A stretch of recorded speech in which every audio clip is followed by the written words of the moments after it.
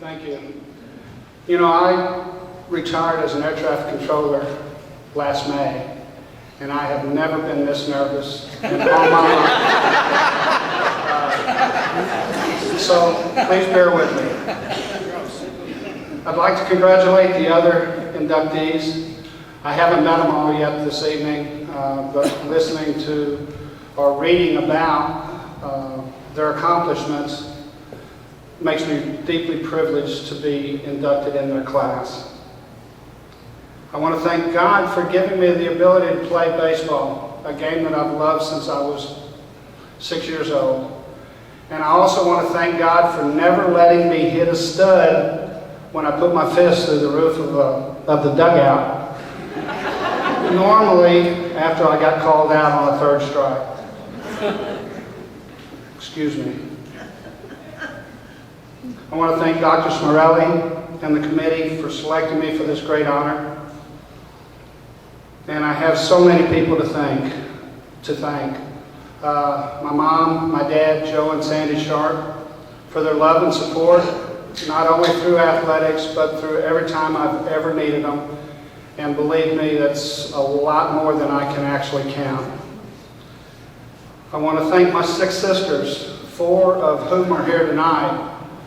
Kim and Jenna from Las Vegas, Kelly from Virginia, and Cindy from Florida. I want to thank them for the many hours of wiffle ball and catch that we used to play in the backyard, and for never making me play dolls or dress up when I was in high school.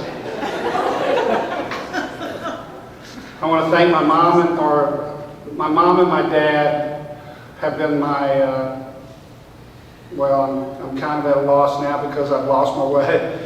I want to thank my aunt and my uncle, Rosie and Richie from here in Memphis, and their daughter, Dina. They took me in when I first came to Memphis and went to Christian Brothers and treated me like I was one of their sons. I want to thank my sister-in-law. I don't have a sister-in-law, do I? Yes, I do. She's not here. Anyway, I want to thank Ralph and Karen Clark. I want to thank Nikki and I know your name, Lauren. And I want to thank Mike, my son's best friend, for being here. This has made the night so special for me, and I'm really glad that they were able to come here tonight. My actual career started in 1973 when Coach Luce, at the time, signed me to a scholarship to play baseball at Christian Brothers. Unfortunately for him, Tony's Pizza was right up Central, and I enjoyed drinking beer and eating pizza a little bit more than studying biology and chemistry. That lasted till about November of my freshman year when I finally withdrew from Christian Brothers and went to Germany and New Mexico with my mom and dad for 2.5 years or so. When I came back to Christian Brothers, I ran into 2 buddies of mine that were playing back when I was a freshman, and they introduced me to Coach Nat Expern and convinced him to give me a scholarship. I don't know what they said or how they did it, but I'm very grateful to Henry Carrier and Larry Warren. If you knew Henry and you do? If you knew Henry Carrier and Larry like I did, you know, I might not want to know what they said to Coach Nat. To my teammates, I do have a couple of them here, Mike Herbert and Tommy Cochran. This night is as much about you as it is about me, and I really thank you for all the memories that you've given me on the 3 years that I played at CBC. I want to thank my family, my 2 wonderful sons, Jimmy and Michael. I want you to know how proud that I am of you and that I love you both very much. And to my wife, Susie, who should be in her own Hall of Fame for putting up with me for 32 years. Almost 32 years. It'll be 32 years in May. I love you, babe. And last but not least, I am truly grateful to Coach Natixburn for the opportunity to play baseball at the CBC.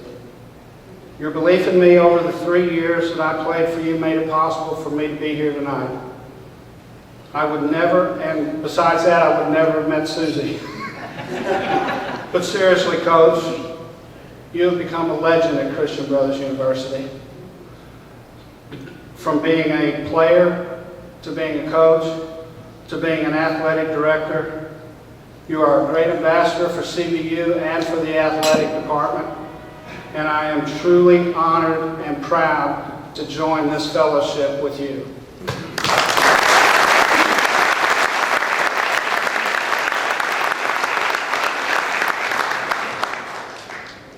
Like I said, my career began in '73, but I actually didn't start playing baseball until 1977.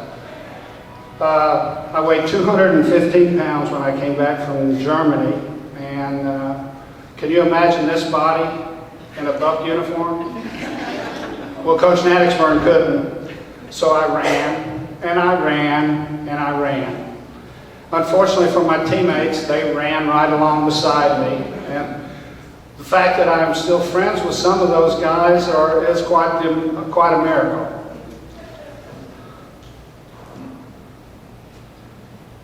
Excuse me, again. I began the season in 1977 as a lean, mean hitting machine. The only problem is somebody forgot to tell the opposing pitchers. So I started the season 0 for 12 and struck out 6 times. I didn't know who Coach Natixburn was going to kill first, me for starting out so horribly, or for Henry and Larry for talking him into signing me to a scholarship. But on the 13th at bat, Coach Natixburn came up with one of the greatest moves that he ever made as a coach, and I don't mean he pinch hit it for me. He called a hit and run. I got a base hit, and over the next 6 games I got 12 home runs, and the rest is history. I accept this honor in memory of my Nana, my grandmother and my #1 fan. Back in Portageville, where I grew up, she never missed a game. Football, basketball, baseball. She would pray every day that I came to CBC. And the joy on her face when Coach Luce offered me a scholarship was just unbelievable. When I left in November of that first year, it broke her heart. But God has a strange and funny way of bringing things back to right. And when I returned to CBC, the joy in her face was just brighter than ever. When I played baseball back home in a little bitty town in Missouri, she would sit down the left field line in her car. And every time I got a hit, she would honk her horn. Well, I know that she is up there honking her horn like crazy tonight. Thank you.